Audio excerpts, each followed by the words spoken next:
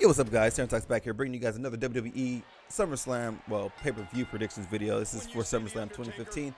I'm going to try to run through these as quick as possible. I say that every time, but I don't know. Again, this video is later than it should be, but I thank you guys for watching it. If you enjoyed the video, hit that like button.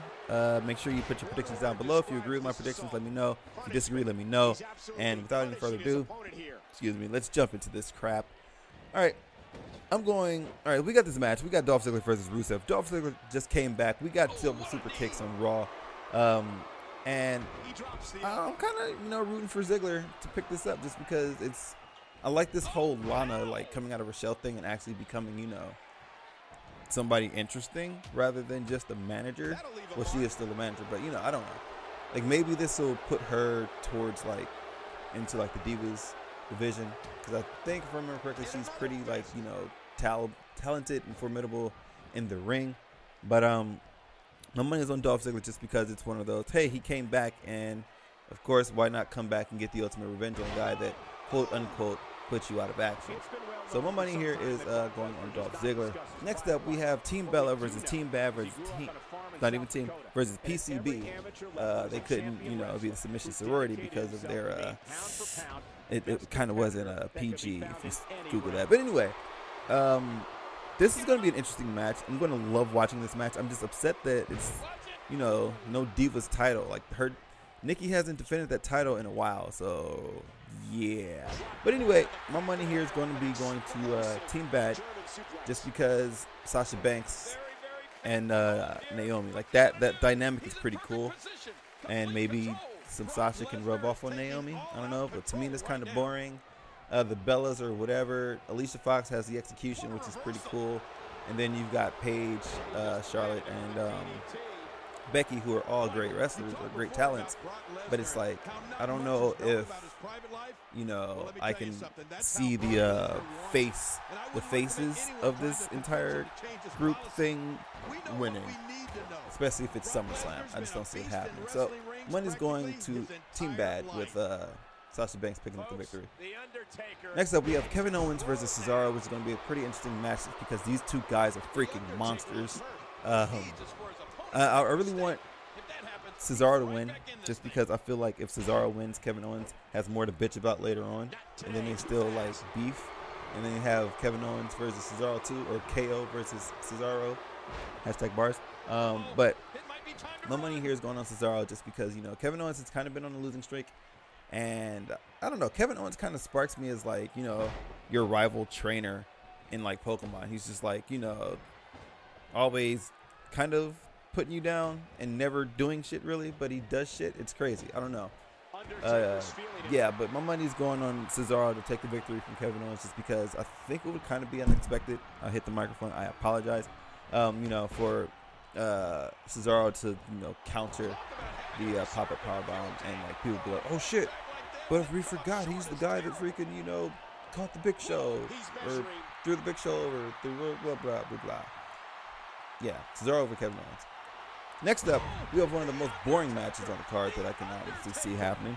Stephen Amell and Neville versus Stardust and King Barrett. Now, this match, I honestly think this is the wrestling break match because, as you know, most or pretty much all the celebrities that ever are booked in matches, they always win. So, wow, wrong match. Stephen Amell and Neville are definitely going to pick up the victory just because, they got to have this cross promotion with Stephen Amell and the Green Arrow, blah, blah, blah. Rumor has it that he's going to wrestle in his freaking arrow suit, so it's okay. So this match is definitely going to be boring. Maybe Cody will come back. We won't have Stardust that much anymore. I don't know. But yeah, it's going to be a boring match. Next up, we have Tag Team Championships are on the line. PTP versus Los Matadores versus the Lucha Dragons versus the New Day. I honestly wish the New Day wasn't in this match, and I wish it was the Ascension, because when's the last time the Ascension had a tag team title shot? I don't even think they ever had one, TBH. But yeah, I'm putting my money on PTP to retain and maybe feud with one of these teams, probably the Lucha Dragons, or maybe the Ascension or the Usos as they return, and lose them there. But I doubt. I really don't see these guys dropping their titles here at SummerSlam. I don't know why, but it might happen, but I just don't see it happening. I'm putting my money on the PTP to come out victorious.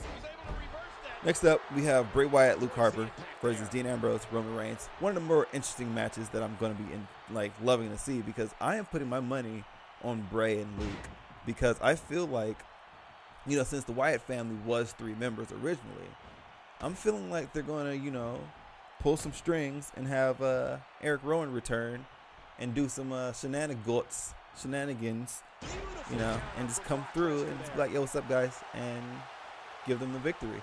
Hell, there was even rumors like circling saying, well, maybe Bo Dallas is going to become the 3rd member of the Wyatt family. You know, that'd be sick, considering, you know, Bray and Bo are brothers. That'd be amazing. I love that dynamic and see where the writing would go, but I don't see Dean and Roman coming through and winning this match. It's just not happening. And plus, if they do, it'll be the most boring outcome of all time. What did they get, like, if they win? Or, like, how do they win? They just win just because, you know, the Dean Ambrose and Roman Reigns? No. Like, give the Wyatts the victory and have some surprise shock value. It's like, oh, shit, there's another Wyatt member. Like, give me that. So, my money's on Bray and Luke to win. Next up, IC title match, Ryback versus Big Show versus Miz. Ryback just got back. He's not dropping the title. He's not dropping the title. Miz as IC champion is boring as shit. Big Show as IC champion, when he had it, he lost it instantly, I could have sworn. Or at least he had the title shot and lost to Cody. I don't remember what happened back then, but I see Ryback like solidifying his reign even more. They're not just going to take the title from him after he just got back. So money's on Ryback to win this, and don't really know what's going to happen together too, but Ryback's going to win and probably end up dropping the title later on to somebody like Neville, or I don't know. Who cares? U.S. champion John Cena versus WWE World Heavyweight Champion Seth Rollins. Winner take all. Both titles on the line.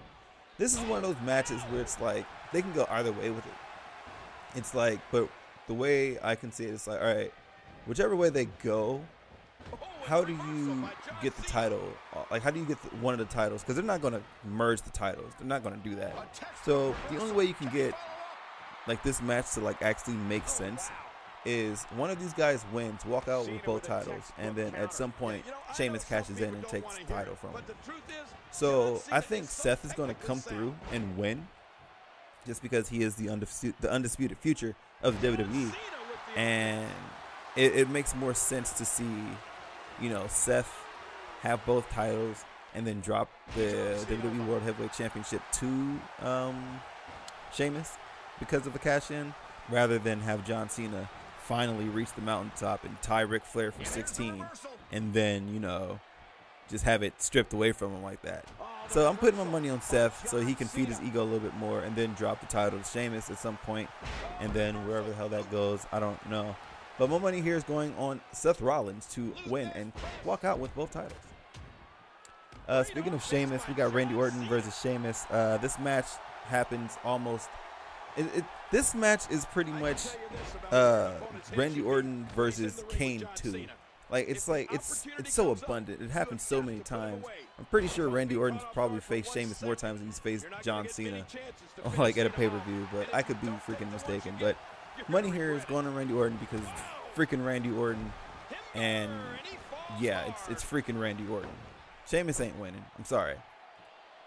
And then last but finally not least, I like how I had very little to say about that match, but last but finally not least, we have the match that's way too big for SummerSlam, for WrestleMania, the returning Undertaker versus Brock Lesnar, where, this match here, it's not really no holds barred, so Undertaker can't really low blow Brock Lesnar anymore. Oh, that's crazy. I don't know how to feel about this match. It's one of those that can go either way type deals. Like, I think Brock is going to win, but then again, I'm just like, I think Taker's going to win.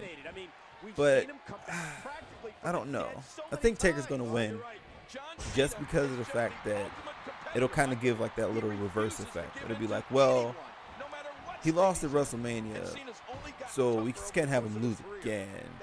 And I think this would be like probably Taker's last match, and it makes a lot of sense because then, he could actually win a match against Lesnar. Because I don't think Taker's ever won a match against Lesnar ever in his entire career.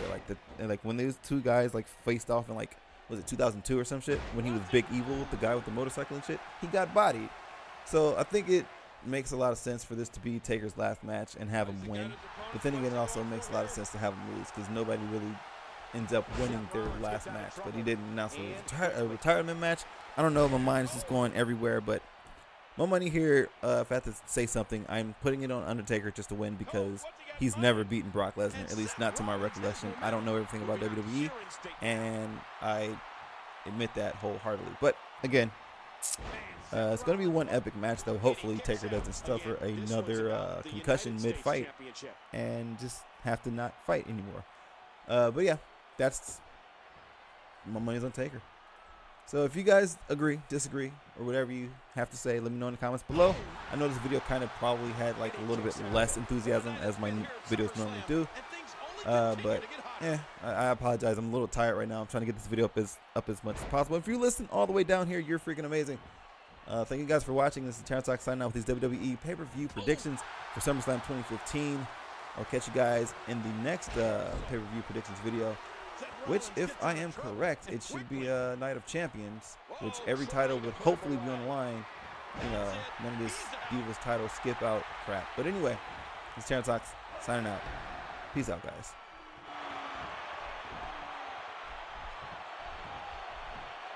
He's got him hooked.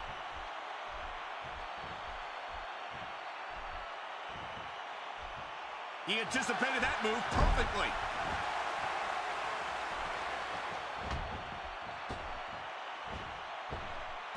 Oh, there it is.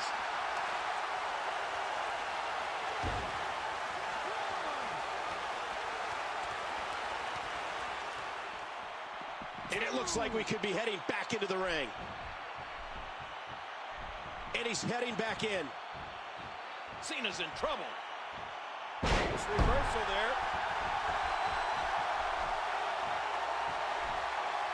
Whoa!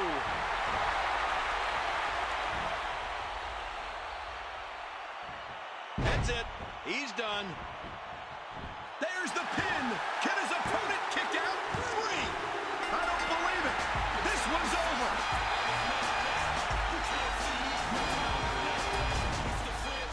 Well, let's take a look at some of those highlights.